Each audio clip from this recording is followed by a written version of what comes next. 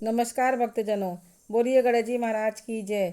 मैं अपने धर्माचरण चैनल के माध्यम से वैशाख मास की कृष्ण पक्ष की गणेश चतुर्थी के महत्व के बारे में कुछ विशेष जानकारियाँ दे रही हूँ।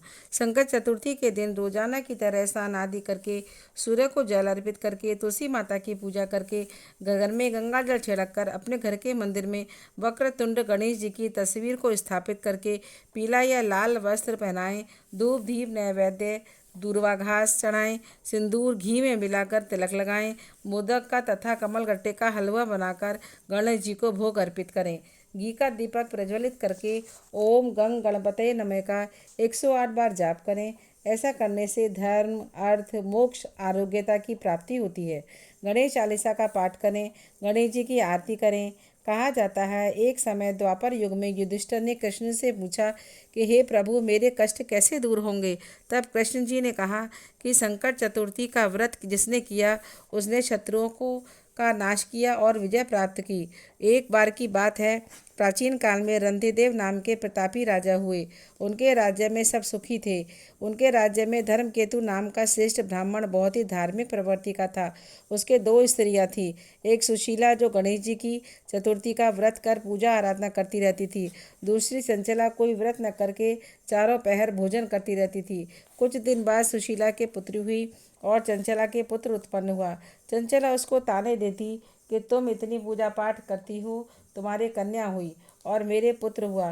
रोज रोज के ताने सुनकर सुशीला बहुत दुखी होकर रोने लगी। गणेश जी महाराज ने स्वप्न में दर्शन देकर उसके वरदान दिया कि मैं तेरी आराधना से बहुत खुश हूँ।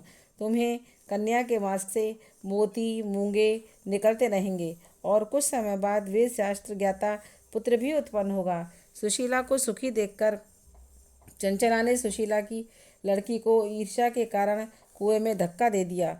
वहां गणेश जी ने उसे दर्शन देकर लड़की की जान बचाई और उसके घर पहुंचा दिया। यह देखकर चंचला को आश्चर्य हुआ कि संकष्टी चतुर्थी के व्रत के प्रभाव से इतनी शक्ति है। उसे अपने अपराधों पर पश्चाताप हुआ और सुशीला के पैरों में सर रखकर अपने अपराधों की क्षमा मांगी। चंचला की संकष्टी चतुर्थी का व्रत कर दान पुण्य और पूजा करने लगी। गणेश जी अपनी माता को कहते हैं, संकष्टी चतुर्थी के व्रत से शत्रु भी मित्र बन जाते हैं।